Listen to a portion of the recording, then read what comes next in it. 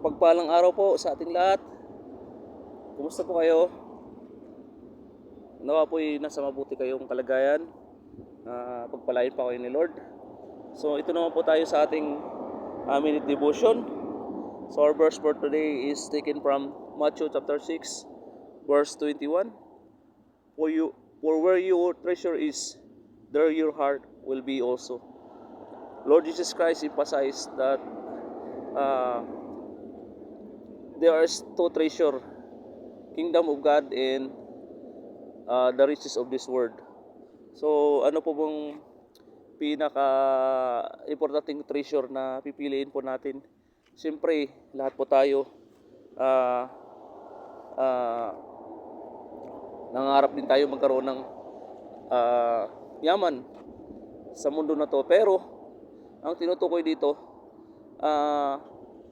ano po pipiliin natin, yung treasure ng world o treasure ng kingdom of heaven? So napakaliwanag po na ang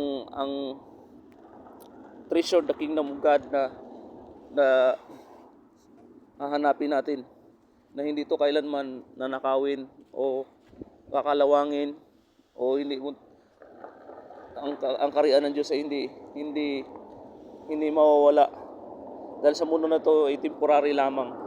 So it impressed me. I only treasure God purpose. I only treasure His kingdom. He only alone to my life, because to Him there will be no rust destroy, where thieves do not break it and steal. God is my everything. They will give me everything. To Him there is joy and peace. So maliwanag po na hindi po tayo pwede mamangka sa dalawang ilog.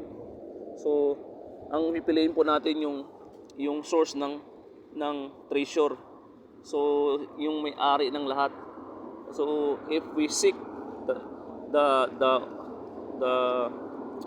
provider o the source, which is God, yun po yung pinaka-importante. So kailangan po natin, sabi nga sa pag binasa natin hanggang 33, no? Ng chapter 6 verse 33. Seek ye first the kingdom of God in His righteousness, and all the things shall be added unto you. So kung uunahin natin ang Diyos, saliksikin siya, hanapin, so ang lahat ay lahat it follows. So lahat po ay susunod. So nga, all the things shall be added unto you, bibigay sa iyo pag inuna natin ang Diyos. So let us pray.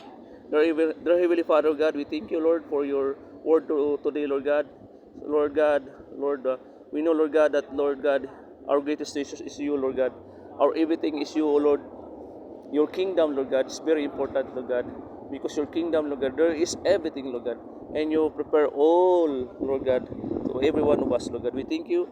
We praise you, Lord God. We love you, Lord God. In Jesus' name, amen and amen. Thank you. God bless sa ating lahat po. God bless po.